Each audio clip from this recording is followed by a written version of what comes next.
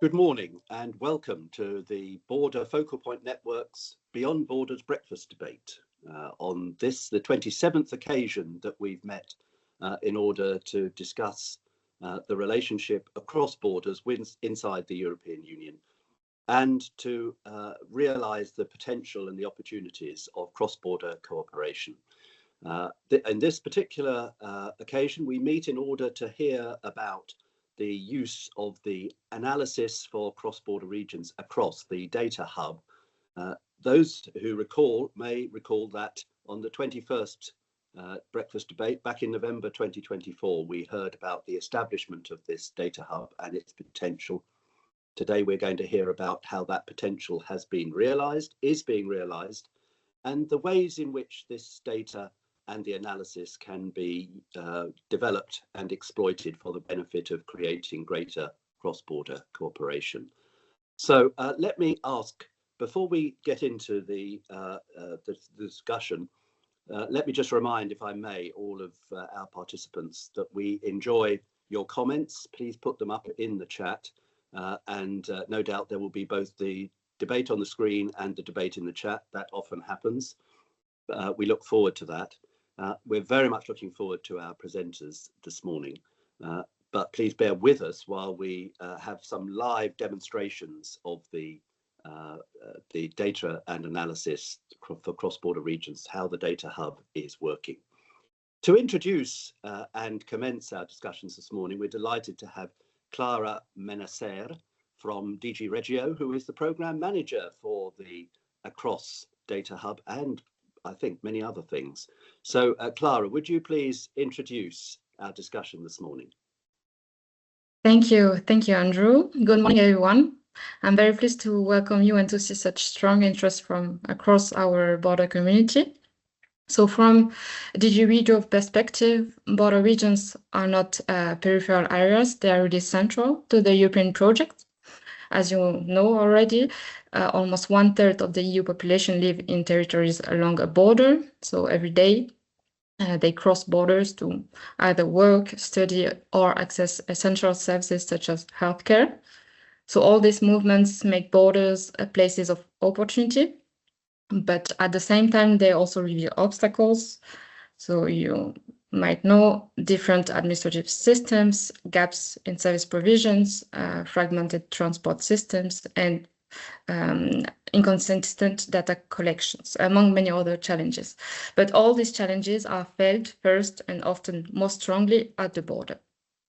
So that's why addressing these challenges is a political and strategic imperative to ensure that citizens living in EU border regions have the right to stay in their regions and benefit from the opportunities that their region offer.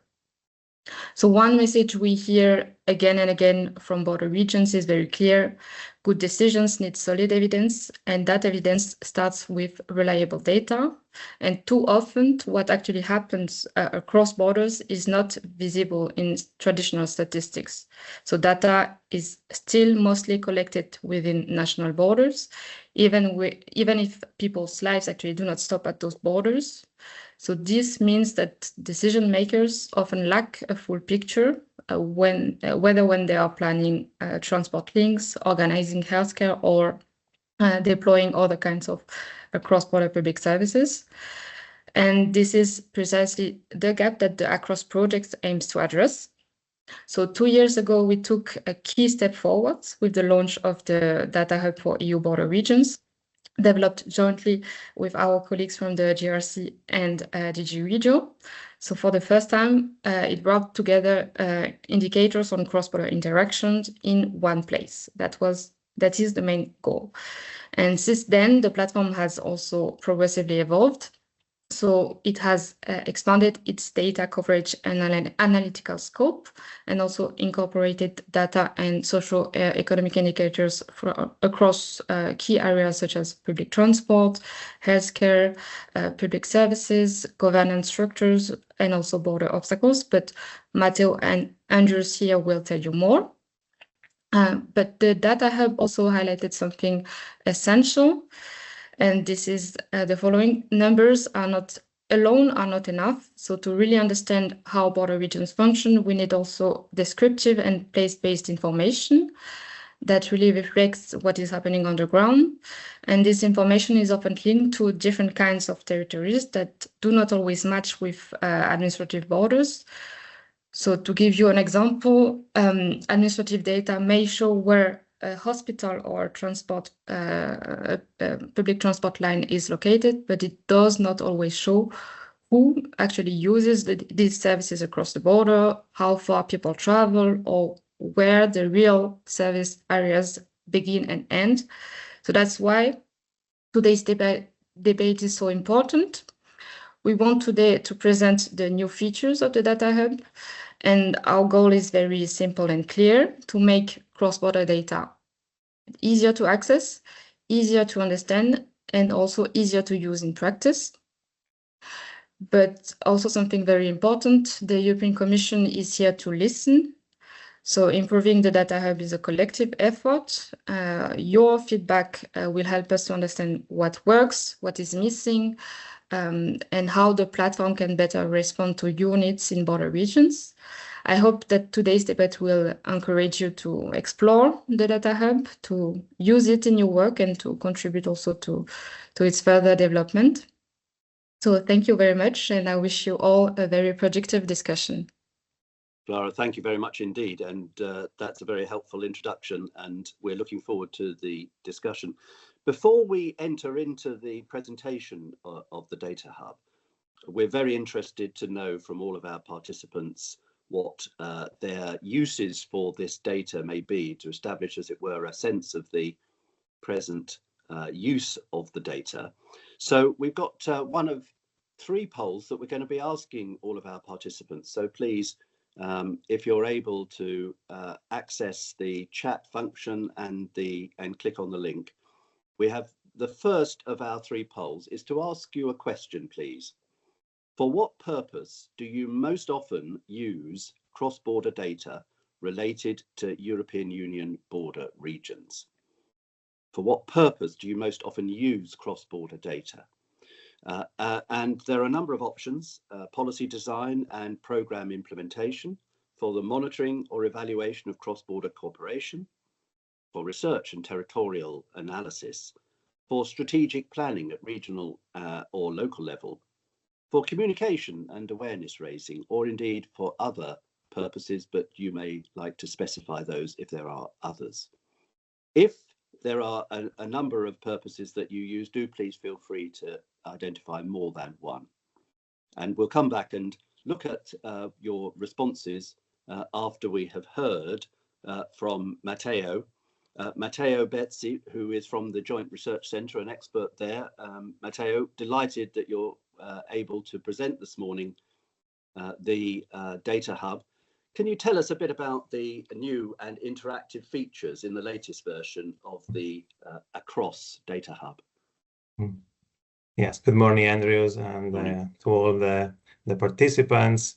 Indeed, I'm also very curious about the result of the first poll from the data user perspective. So from the JRC, we fully agree with Regio and what she just said, because border regions indeed do matter in the European Union, in the socio-economic, in the demographic, and also in geographical terms, since they cover more than 40% of the EU surface. And you can find all this data in recent JRC publications, which count also with the collaboration of DG Regio. Is a policy brief explaining the significance of border region in the EU, and the link will be available in this chat. But what do also matter are the understanding the cross-border interactions in the EU, because these are really the lifeblood of border regions, and especially for internal border regions, where we are supposed to have the free movement of people, services, and goods. And for this reason, having a deeper, a more granular, and a cross-sectorial understanding of this phenomenon is necessary to support the policy making. And this is the challenge and the main goal, as DG Regio has just said about the data hub of border regions. Can you please move to the next slide? The platform has been launched during the 21st Beyond Borders breakfast debate, almost 1 year ago. It was December 2024. It's available at the URL you see on the screen or via the QR code. So the goal of this project was to provide an one-stop shop platform from all the data that DG Regio has systematically collected and through all these years in their studies and in their action, like, for example, like in public transport, public services, missing railway links, or the B Solution project, the energy community. So we have processed all this data and we made them available in we can say in easy friendly platform and data view. Next slide, please. Which platform that allows the data visualization in a pan-European perspective. If you choose the map view visualization to compare several indicators, you can display the charts, or it also enable the comparison between several border regions, which I guess is one of the results I would expect from the first poll. But if we move also to the next slide, we are going to show today important improvements we did in the platform. So in the data hub, we have enabled a third data view. This regards the comparison of border regions versus all other regions in all EU and EFTA countries. This is very useful since we have ingested in the platform not just data on the cross-border interaction, but also for more than 20 indicators and variables provided by Eurostat, the the GRC. But how does it work? You can pick one, you can choose one indicator. You can then select the data to be displayed as a share, as a percentage or volume. You select the year you see on the right side of the screen. And in this case, you are looking at the comparison of GDP, gross domestic product at current price in million euros for all the EU and EFTA countries. So selecting one country, you can easily see how those regions are important in economic terms within each country. And if you click, please,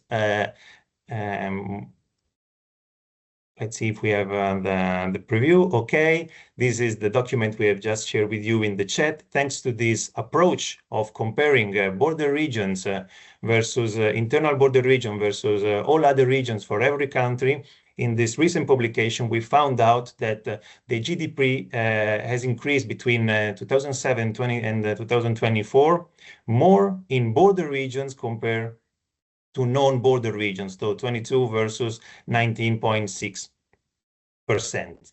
So how to access to this data view? If you next slide, please. So from the map view, the main view, you can select one of these regional statistic indicator. We have economy, demography, tourism, other environmental and energy related indicator. And then you select the internal border typology in the middle of the screen, and you can see. And if we move to the next slide, I would like to introduce, which is the main improvement also of the platform, which is very much related to what DG Regio said before. So beyond statistic, it is important to know where and which kind of interactions happen across the EU internal border. And this is why we have developed this web map for geolocalizing the cross-border interactions where data have been displayed with their location, their characteristic, and beyond the traditional NATS and LAWS, so the regional or the municipal aggregated value. Next slide, please. Available data include as the first release, they will be soon available. We include, for example, the location of several cross-border public transport that have been collected by DG Regio study. All these are study provided by DG Regio or other relevant stakeholders in cross-border cooperation and in border regions. So data about the location and the routes and line of public services of their affected areas, the missing links on the border, the EGTCs as stated at our latest update of last year, and last but not the least, the location of more than 200 cases of the B solution by their allocation of the applicants. So next slide, please. All this data will be, the geometry, the tables will be freely downloadable and ingested also automatically in your, if you have a API or GIS system. We have more than 25 features that counts with more 500 attributes, but it will be explained this a bit later together with advanced feature by my colleague Andrews. Next slide, please. And this is how the map, the interactive map of geolocation looks like. You can, you see, is a very easy friendly. You have all the several widgets that you can play with to display the data. If you select one element on the map, pop-up appear. For example, now we are looking at the Spain-France border which includes all the borders, includes the total counts of, for example, EGTC, and the agreement for the risk and management crisis, all the B solution cases, and also the total number of the missing rail link for every internal border. It also includes the visualization of tabular data, as you see in the bottom. For example, now you're looking at the B solution cases. So next slide. All this information will be soon available in the main page, in the homepage of the Data Hub for Border Region. We will enable another interactive icon where you can click on it and go directly to this map. We are just refining the last data and the last visualization tool, so we hope to have everything ready by tomorrow or the beginning of next week. But next slide. We will update you by our mailing list. So if you have not done it already, please subscribe. You can subscribe to our across mailing list, and you will be informed when the platform will be released. And thank you very much for your time. I'm looking forward for your recommendation, question, and also the kind of data you would like also to see on the platform. Thank you very much. Thank you, Matteo. That was brilliant, and we do love that data. That's really interesting, fascinating, and a bit of a shout out for the cross-border regions that they are growing the economy faster, a bit faster than the European Union as a whole, doing their bit to demonstrate the benefits of European integration. We know the cross-border regions are the living laboratories of European integration. I also was fascinated to see that employment growth, you identified employment growth rising faster as a result of cross-border working. So a real shout out for the cross-border regions. Brilliant. Thank you very much. We've had the pleasure of seeing what people are presently in response to our first poll saying that they are using as the purposes for which they are accessing the data. So let's have a look at that. Thank you very much. So top of that list is the research and territorial analysis, strategic planning. In fact, there's a number of other purposes that feature quite strongly after that first research element, that is strategic planning, monitoring and evaluation for cross-border cooperation, and policy design and programs. A bit of communication and awareness raising. So that's each of those purposes is well represented. The research and the territorial analysis understandably coming out top. Let me invite you, while we then move on in order to get more by way of a live demonstration. But before we do that, can I invite you also to take part in our second poll, second set of questions. And the second set of questions are as follows. When working with the qualitative cross-border data, what is the main challenge you encounter? So let me repeat that again. Working with qualitative cross-border data, what is the main challenge you encounter? And again, we have a number of options that we'd invite you to identify. Visualizing data across different territorial scales, comparing information between border regions, understanding the territorial context behind the data, identifying relevant information efficiently, or linking data to socio-economic indicators. And again, if there is something other than that that you wish to identify as a challenge, do please let us know. And we'll hear about that, those challenges, and which amongst those challenges you think are the most significant from your point of view. But meanwhile, as indeed was anticipated in Matteo's presentation, we're going to hear from Andreas Kuchas, who is Scientific Project Officer at the Joint Research Centre for the European Commission.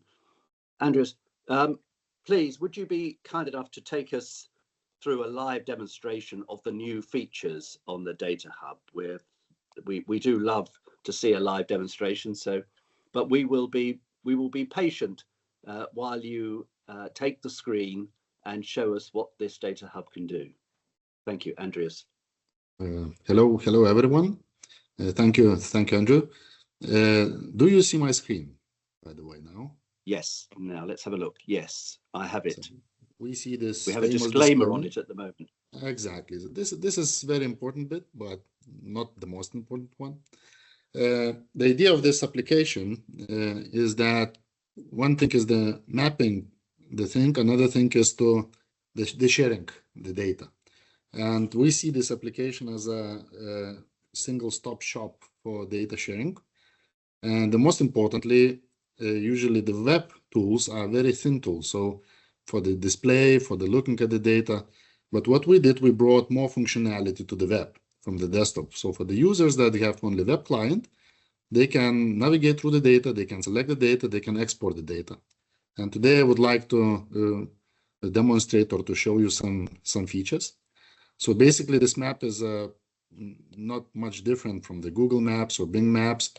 It is it is displaying the base maps and display the data on top of it. So on the left hand side you see some tools that allow you to navigate through the information in the base maps. For instance, if I want to find some address or some place, I can search it, I can zoom it, I can navigate through the map. Also, it can bring me back to the place where I've been. For the mobile users, we have responsive design, and also we have capability to locate yourself on the map based on your phone, but you have to give access right on your phone. And then it immediately allows you to navigate in the map while you're in the field. On the right-hand side, this is the main set of the tools where all the data is grouped in the layer groups. So every group contain separate, different layer, which is that represents some different thematics from different subdomains. So basically, we can, for instance, we can enable and we can disable the layers. So if we start from scratch, for instance, if I enable the layer, the group, I can see the data. If I zoom in or click on the data, I see all the attribute data here. This is what is provided. Then if I enable more layers, for instance, I can enable territorial classification. And I would like to see the Laos. So based on typology, I don't know what these colors mean. So in order to understand what these colors mean, there's another button that allows me to say what I see on the map at that time. So this is the directly legend is responsive, and it shows you the legend of the data that you see on the map. Sorry, so Andrew, the basic, as you're going through, could you just, if there are acronyms, could you just explain them? So the LAU is local administrative unit. exactly. So we in Europe we have different how to say nomenclatures. We have the NUTS nomenclature used by Eurostat, by GISCO. We also have the local administrative units. This is the most detailed administrative units used by GISCO. Also, we have more information that is not, for instance, these are the countries. So this is the NUTS level 0. This is the country level. We also have the NUTS polygons filtered only for the cross borders, for the cross-border business. So these NUTS polygons represent the core polygons that are identified as the cross-border areas. And LAUs are more detailed, provides more detailed information. And this is important to know, because we can aggregate information on different levels. And this is the most detailed level of the administrative boundaries that we have currently officially. We also have some extra information, such as, for instance, 25-kilometer buffer zones around the internal terrestrial borders. Also, we have 25-kilometer buffer zones, means that, sorry, excuse me. So we have 25-kilometer buffer zones. Each buffer zone is it represents one side of the border. And for instance, we see the population in 2021 and 2011, and we have the population is shrinking in one side of the border, and population shrinking on another side of the border. So this allows this navigability through the individual border sites. And if I look at the full size border, so I can see that this is the population in 2021 in total. So it allows to compare the data, very basic, by just clicking on the layers and just browsing through the data in the ways you like it. So if we go back to the borders, we also can identify the border. As Matteo told that, yes, we have some numbers here. We also provide the coding that is officially recognized. Different data provides different information. For instance, if I click on the obstacles or the applications, we can identify the point. And this is all the description that we have in this application, in the solution cases. Also, we have some external data linked that allows you to navigate through the formal documentation that is related with this border. Sorry, excuse me. And what else is important, that if I want to understand what the different colors mean, I consult my legend, and in legend we can see that this is the solution cases are grouped by sector. But in case the community decides that we want to see this differently, we also can redesign the legend, or we can show data from different perspective. What else we can do? So about navigability, we also can change the base maps. We can change the base maps. I mean, it depends on the base map that you want to see. So, and we can measure distances if we need it, for instance, in different units.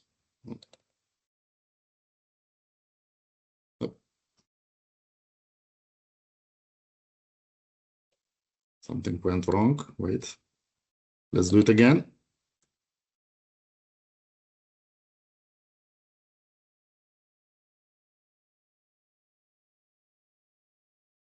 Okay, something is not working, but we try to sort it out. Also, we can measure the areas.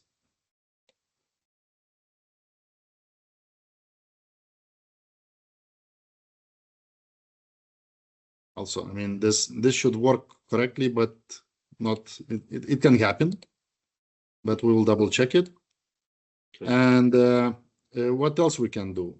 So this is the basic navigability. We also can print the map that we like. We can put the name on it. We can choose the format. And it allows us to do not to use the screenshots, but represent the data that we see on the map. Takes a bit of time. So this is the basic map that we, if we want to have it like to download quickly what we see. Also, what we can do more is the main advantage of this tool is the data filtering. And we can do the data filtering using three ways, either by navigating through the map, either by navigating through relationships and navigating through the by making spatial queries. So, for instance, what we have here is internal terrestrial borders. Now, there's a one tool, one button that allows us to filter by the connected map extent. So basically now I see one border line here. And on the left-hand side, we see one border line. If I zoom out, and I will see now more border lines, it will be automatically updated. And what I see on the map, I immediately see in the table. Now I see that in total, we have 5 border lines. And if I want to export these border lines, I can see it shows that there's a five items selected, and I can export to the text format or to GeoJSON, to the spatial data format, if I need it. Also, if B-solution cases are enabled, it says that we have now 10 B-solution cases. If I zoom in to the map and I see only 2 B-solution cases, it displays automatically. So this is the easiest way to navigate through the data and show on map. And then the same attribute is displayed in the pop-up. The same data is displayed in the pop-up as it displayed in this row. So one row represents one feature. Now, the navigation hygiene is important here because when we created queries, we need to clean them. So basically, when we have queries, if we want to get back to the previous extents, we have to clean. Now, if I disable the filter, I see that in total, we have 192 B-solution cases. And in total, we have 46 terrestrial borders. But if I enable this button, it says that in the map now I see only one borderline, and I see only 5 B-solution cases, which I can export. So another way to navigate through the data, I will disable. Now we don't have any queries here, is to navigate through related relationships. So these are pre-cooked relationships. And if I, for instance, let's go to this big borderline, and I would like to see how many data obstacles this polygon has. This, for instance, this is the country border. I can click on the related data, and it automatically says me how many instances or how many features in different layers are related.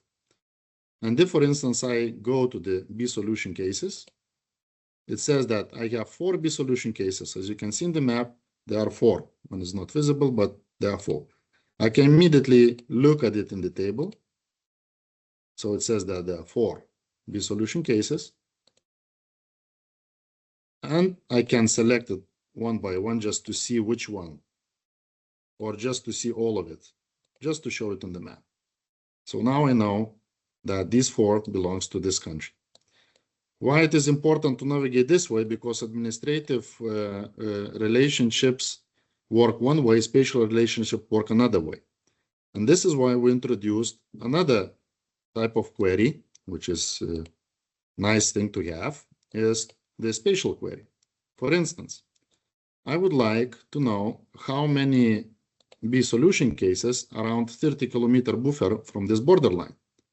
So if I select this borderline, so I need to select the borderline first. So there's another tool that I click and I select. It says that one interested borderline selected. Then what I can do next, I click another tool where I define that I would like to choose the B solution cases based on internal terrestrial borders, and only one record is selected. And then I say, look, give me everything that you see within 30-kilometer distance around this line. So we have now 3 B solution cases. And if we look at the related data, and we can look, show and map, and it highlights me all those 3. What I can do next, then I know that these 3 cases are selected within 30 kilometers from the border. And if I look at these B solution cases, it shows me that these are 3 lines. I can immediately, again, export it. So basically, to the text or to the spatial data. So basically, this tool allows us to explore the map and to play with the queries. And this way, we don't need to have this data on our desktops. So basically, export functionality, we need to clear the tools. So this functionality allows to navigate through the map. Again, very important thing is that if I would like to have all the data that is here presented in this map, and if I want to use it in my desktop applications, in my computer, I want to use all this data. So we provide the full access, if you click on this button, to the services directory. This is for the more advanced users that use GIS software. They can go directly into the list of data that we provide. And for instance, if I need to know what is missing railway links are, it is the Inspire compliant metadata described for this feature layer. And using then this URL, people can directly ingest into desktop applications and to export all the data from this layer to the local disks and to save it into the local disks.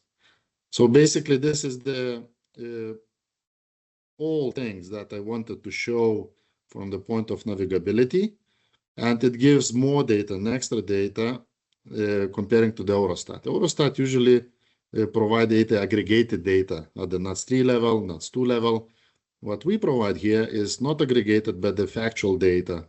And this data is really consolidated and will be constantly updated. So if you need the most recent data, depending on the topic that you want to navigate, you can consult this web page and then you can download the data directly. So that's it. Right. It would be from my side. Over to you. Andrews, sorry, could you please also just give a quick overview, also just showing the data, for example, of the public services, or just an example of how the data are displayed for the I will. missing railway link, just quickly, or the EGTC. Yes. So the good practice is if we enable all the layers, it will be unreadable. So we don't do map mashups. So the good advice is to check the data one by one.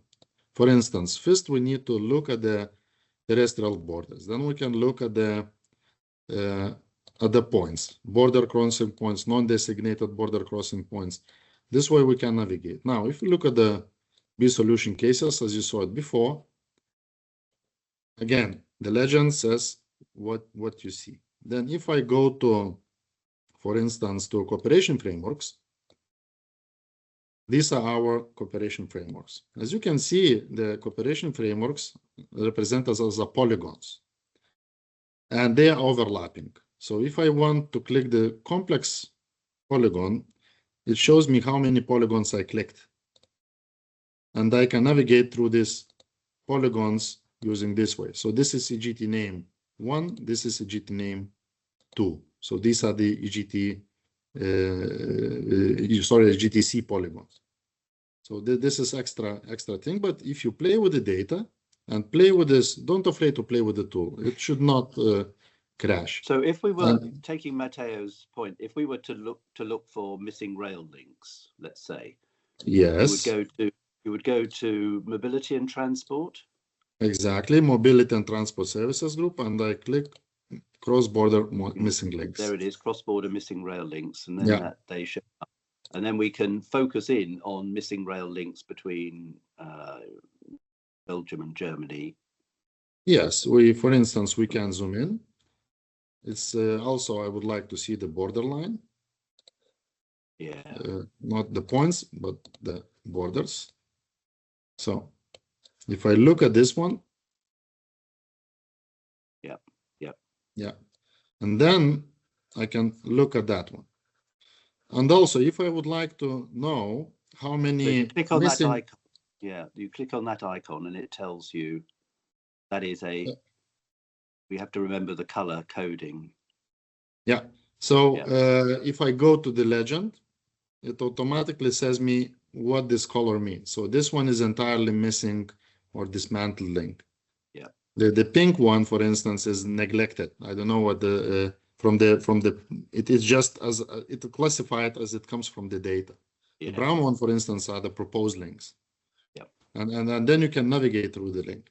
The extra good thing, what you can do is exactly the same. For instance, if I would like to select all the railway missing links for this border.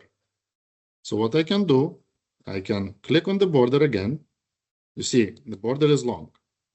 So I select this border. And again, I go to my query. I clean this query for now.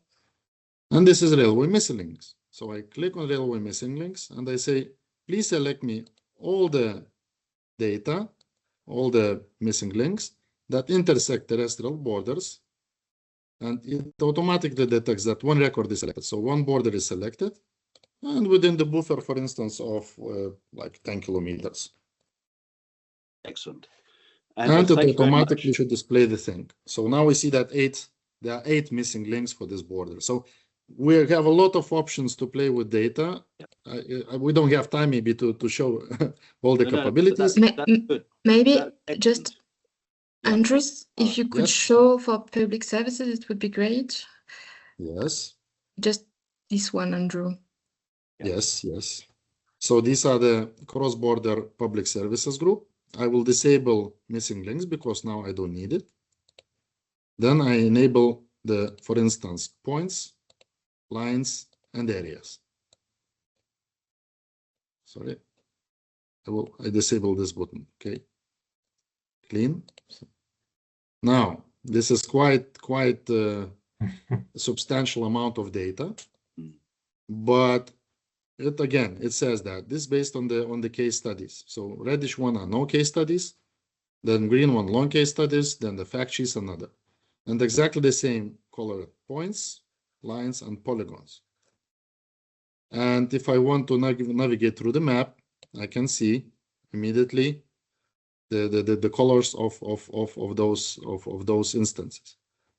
Then, if I go to the mobility and public services, I also can identify them. And there's a big list of data. Some data is described is descriptive. Some data is not described. But not because is missing data, just the data that was provided as it is.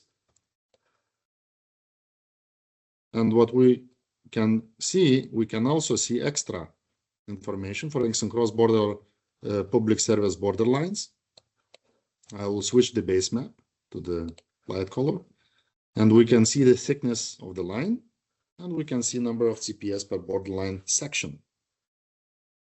So this is quite big and quite extended. Quite large analysis was done before, and this data is provided this way. So, and we can see how many of CPS are there within every borderline, just as in the single map, in the very quick way. So this is a quantile thing. We can see that there's like 20%, 20%, 20%, 20, and 20. And we see that the thickest lines have more than 50 CPSs. Okay. Then, yes. Andres, thank you very much indeed. I do want to ensure that we have an opportunity to hear from our further contributors. We could happily investigate the map with you for many hours, I know. Exactly. But so for the if moment, you look, can I say a big thank you? That's really excellent. Thank you so much.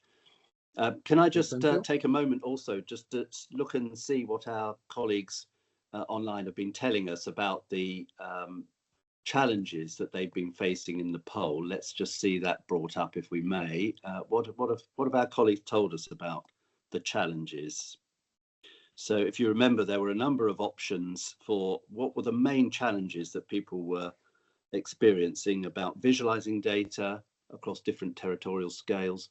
There it is, comparing information between border regions is the most significant amongst those. We'll pick up those out there. At least somebody has, one or two people have brought us additional challenges, and we'll take those on board and feed those back. Territorial context to the data, yeah, I can understand how that's important, and getting information efficiently. Not so much to linking data to socioeconomic indicators, but that also for some has been a challenge. Okay, let's at this stage, if I may, can I just invite all of our participants, while we go on, hopefully to hear from Julita, which we're much looking forward to. Can I ask you, if all the participants, to help us to picture in a word cloud, what are the aspects of the new data hub, the analysis for cross-border regions? What are the features you see as most valuable for your work? So we'll, on the responses, we'll build that up into a word picture or a word cloud based on your responses. So do please respond to that. While we go on, if I may, to invite Julita Miloš-Augustovska, who is from the Regional Office for Spatial Planning at West Pomerania Voivodeship. Can you tell us a little about how you use this kind of data and the uses that you can put it to for spatial planning, please, Julita? Of course. Thank you very much. Thank you for having me. It's a pleasure. I represent today a Polish region, Western Pomerania, the Polish region neighboring with two federal German states, Mecklenburg-Vorpommern and Brandenburg. So the capital of the region, the city of Szczecin, where I'm here today, is really located at the German-Polish border. So you need not more than 20 minutes from the city center to reach the state border, and it's something about 2 hours to visit Berlin. And summarizing our presentation, I think that the inventory categories in the data hub, like public transport, public services, railway network, healthcare, crisis management, even energy communities, for example, Western Pomerania is one of the biggest energy producer from renewables among all other Polish regions, are really very important from this regional point of view and are very well chosen in the management of border regions. This is certainly the essence of the issues we are struggling here every single day. So if we could use this kind of data hub, it will for sure help us to get going with the cross-border management. Why? First, for example, demographic resilience and decisions related to it. This is definitely one of the key topics here in the regions for policymakers, taking into account how quickly our society is aging and what kind of new services in public transport or public services or healthcare it will require in the future. Secondly, because, for example, the German-Polish border is of this type where there is a visible difference in potentials, but on the other hand, exactly that difference has economic significance for the entire area. And I will give you one example. Median equivalized net income 2024 in Poland totals nearly 12,000 euro per inhabitant, and in Germany 27,000. So that is twice as much. And if we combine the difference in earnings with the fact that Polish society on the Polish side, in the border region, is on average until 10 years younger than our German colleagues. And in Germany, there are not enough people to work. So it means a significant challenge for local communities in Poland to cope with this question. That is why we greatly appreciate this fact that such a services like Data Hub is being developed by the European Commission, because this is the costs of data acquisition, data analysis, data updating, presentation, dissemination are so high that we, the observatories, we cannot address this question individually. At the same time, we recognize the need for this knowledge very much, because this is also a question of having transparent data or transparent knowledge and figures about the region shown in relation to other regions or other countries. And this is very important because it's not limited to just one territory, to one area, so you can automatically and quickly understand dependencies and potentials and threats. Of course, what still remains a challenge is persuading policymakers to change this, to change their management tools, because to gradually transition towards evidence-based policy. But to be honest, I'm optimistic here, because the preparation for the new EU perspective can be also a good incentive to use this data hub. Remember that in regions like mine, a total allocation of over 1.7 billion euro has been planned for the European funds only for Western Pomerania. So this is in this programming period. So this is a lot of money. And of course, we are going to invest them according to regional needs. And in this context, this hub could be a helpful tool to quickly understand and compare situations and find relevant arguments based on local evidences. As Clara said before, good decisions need solid evidences, and this is exactly the point. If I were add any functionality, I think it would be worth it, considering that in addition to governance structures, also individuals are very interested in data analysis. I'm pretty sure that we have many of them today, many data freaks who are willing to share their experiences. So a kind of planning, a kind of response path or communication with advanced users, maybe it could result in developing a more user-friendly tool in the future. But for now, congratulations, thank you for your effort, and we keep our fingers crossed for this, for the success of this idea. Thank you very much. Thank you very much, Rita, and thanks for that very practical example of how you're applying the data to arrive at good decisions. Great data, seriously good evidence leading to very good decisions. Thank you very much. Let's have a look at, I know that quite a number of our colleagues have been putting their ideas up on what might be the most valuable features of the analysis for cross-border regions. So data is at the heart of this, but actually what it is public services, border employment, missing links mobility data. Yeah, that's a very interesting one. We saw an example of that. The commuter data, somebody put that up, I saw, and cross-border working. That's quite important. The B solutions data, I think, is really interesting because it gives people an opportunity to look and see how people have found problems and found solutions using that very effective mechanism.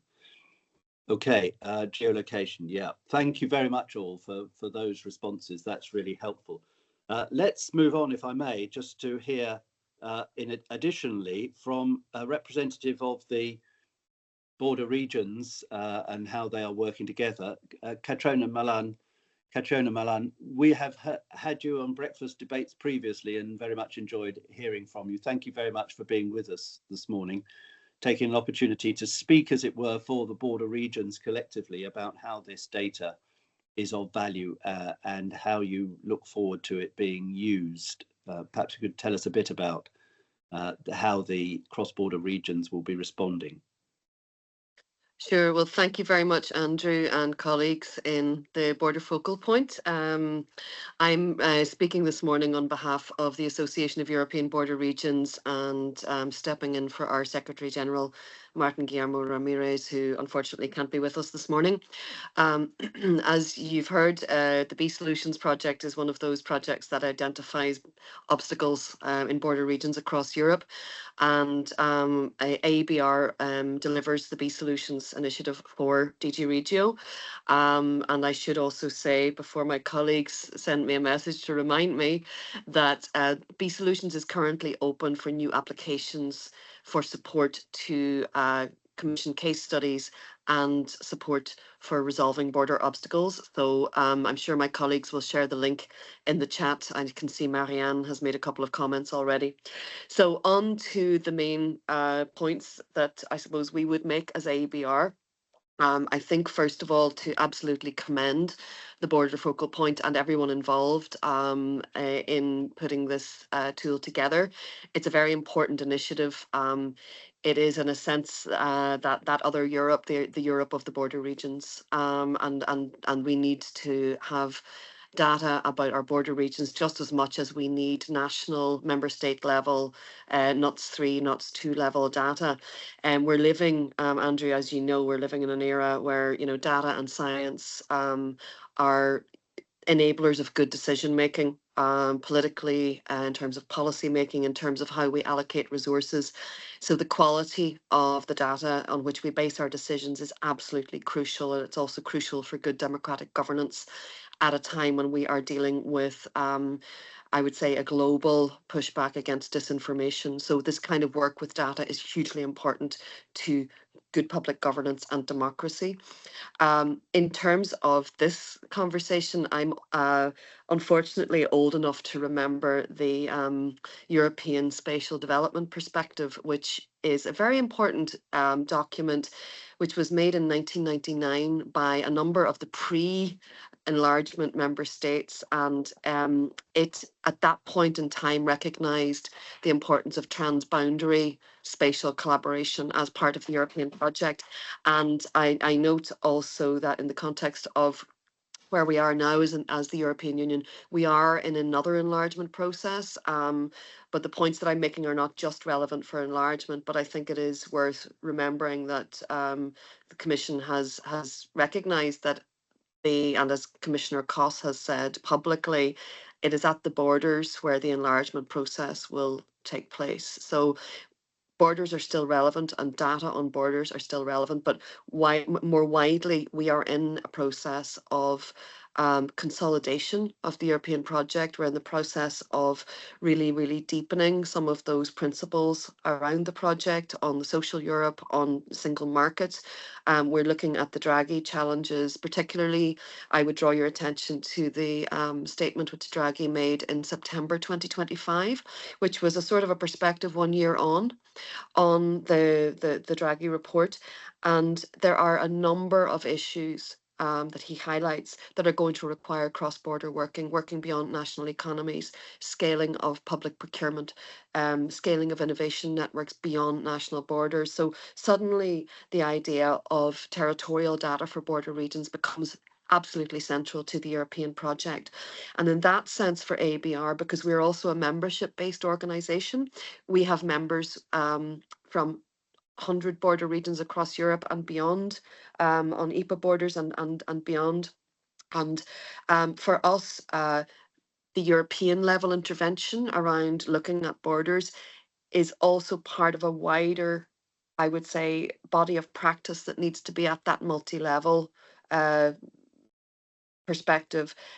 So the idea of border regions as designers and producers of data, and I think that also was what Julita was driving at as well, that border regions themselves, in terms of their own democratic governance, in terms of their ability to advocate for their own needs, but also their ability to articulate responses to things like competitiveness, to scaling up, you know, the value of 30% of our population as the EU and 40% of our territory.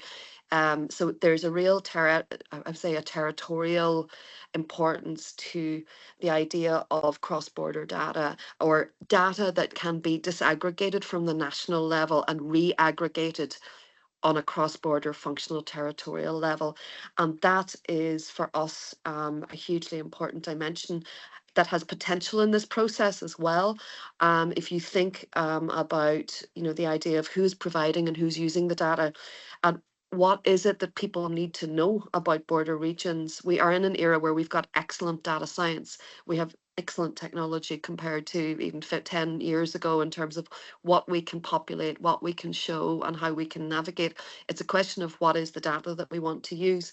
And I know, there are data dashboard projects across the EU that are starting to look at this at a regional level. One that I can mention right up because I'm very familiar with it is the Denim project, which is a territorial cross-border regional health and population health data initiative that is being run in the Romania-Hungary Interreg health project programs. So I think the key thing for us as ABR is that it is wonderful to see this European, pan-European perspective in terms of being able to look at the borders, and that's a hugely important layer.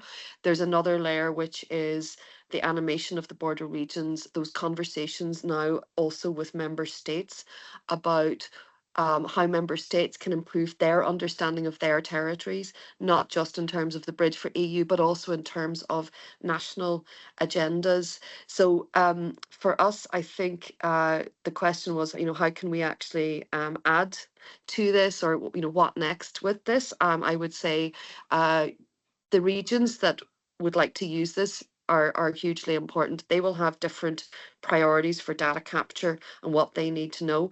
I would say we need to be very much looking at working with census data where we can in the member states. And this is again where the role of Eurostat as one stakeholder, but the actual member state statistical agencies and any agencies in the member states that are working on subnational data become very important. So, for example, I'm a former chair of the International Centre for Local and Regional Development, which was an Ireland, UK, US university partnership, which was dedicated to spatial analysis, particularly transboundary spatial analysis. And the All Ireland Research Observatory was one of those initiatives which was linked with ICLRD. Both still exist. But there has been some very important work done by Aero in particular on subnational data in the form of a thing called the Regional Development Monitor, which is currently being used by the Irish NUTS regions and the regional assemblies as a tool for really understanding those territories in environmental terms, in terms of socio-economic data, and using that data from census in ways that is accessible for people on the ground. So I think there is an additional layer of across which can be focused on the border regions, working with those actors in border regions, and maybe that is about some pilots. Maybe that's about pilots that actually, now we've got the tool, now we know what it can do. Let's populate it and let's see how that can be used at that more grassroots level to support things like intermunicipal collaboration in border regions, to support CBC ongoing. In terms of what next and what's useful, I suppose I would say maybe some pilots that are about going deeper and doing a deeper dive into selected border regions. That's an approach that the Commission has used before in terms of understanding how data is collected, how data collection could be improved, what are the ways in which data dashboards can be developed and useful for decision making in border regions and for identifying needs. Perhaps we're also in an era where a new Eurobarometer study on border regions might be something we could look at in the next few years.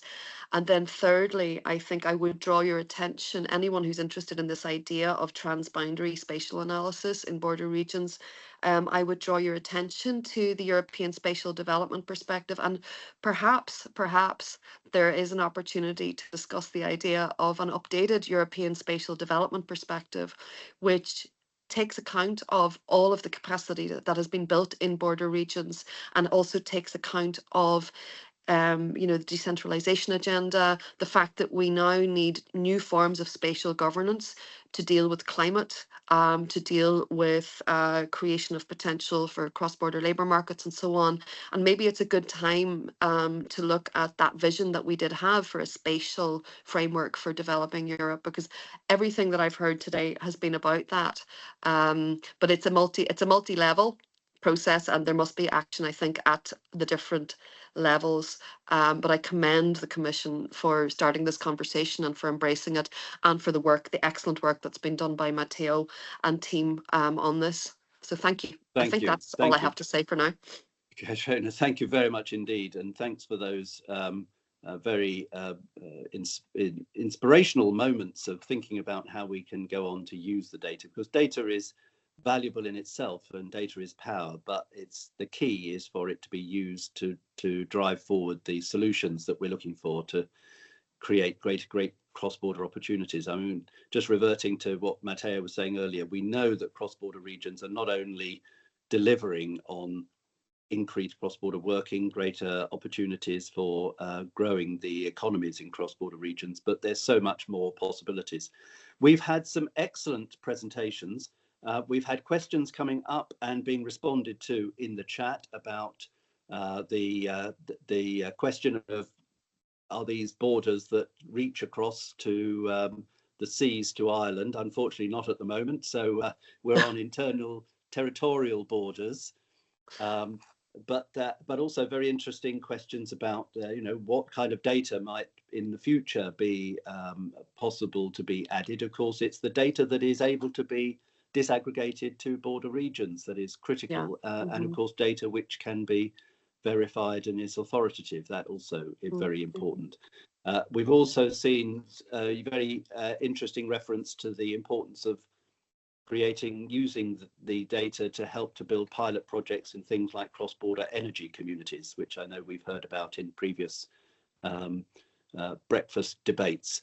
All very interesting opportunities to use this data to drive finding really new opportunities for the cross-border regions to improve the lives and the economic potential of the people that we serve. Thank you all very much indeed this morning. We've run over a little bit in terms of time, but that's not least because of the sheer interest that we have had in this, in the data hub and the opportunity to see how it works, which was great, to which many thanks, Andreas, for the way in which you presented that data for us. Matteo, a big thank you to you, Clara, to you and your DG Regio colleagues.